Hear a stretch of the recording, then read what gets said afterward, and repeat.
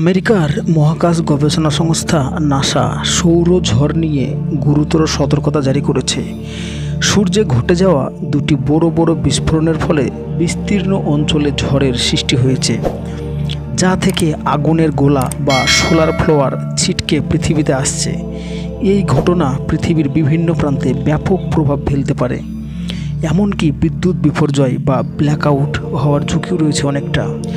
নাসার বিজ্ঞানীরা সম্প্রতি এই সোলার ফ্লাওয়ারগুলি পর্যবেক্ষণ করেছেন, যা সূর্যের পৃষ্ঠে তীব্র বিস্ফোরণের ফল।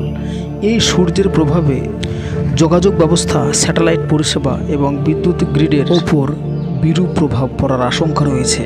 নাসা বিশ্বব্যাপী সরকার ও সংস্থাগুলিকে সতর্ক থাকারও পরামর্শ দিয়েছে।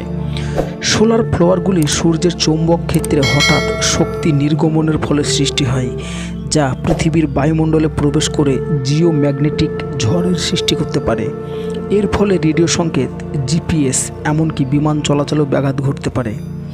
উত্তর ও দক্ষিণ মেরুর কাছাকাছি অঞ্চলে অরোরার মতো আলোর প্রদর্শনী দেখা যেতেও পারে, তবে শক্তিশালী ঝড়ের ক্ষেত্রে প্রযুক্তিগত ক্ষতির উদ্বেগের কারণ।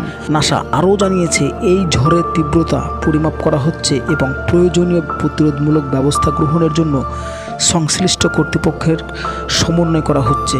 বিজ্ঞানীরা সাধারণ মানুষকে আতঙ্কিত না হয়ে সরকারি নির্দেশিকা মেনে চলার পরামর্শ দিয়েছে। এই ঘটনায় বিজ্ঞানীদের জন্য সূর্যের কার্যকলাপ অধ্যয়নের একটি গুরুত্বপূর্ণ সুযোগ হলেও এর সম্ভাব্য প্রভাব বিশ্ববাসী নির্ভর সমাজের জন্য একটা বিরাট সতর্কবার্তা। তো তাই বন্ধুরা, আমি যেটা বলবো যে গুজব নয়, সর্বদা সতর্ক থাকুন, আতঙ্কিত হবেন না।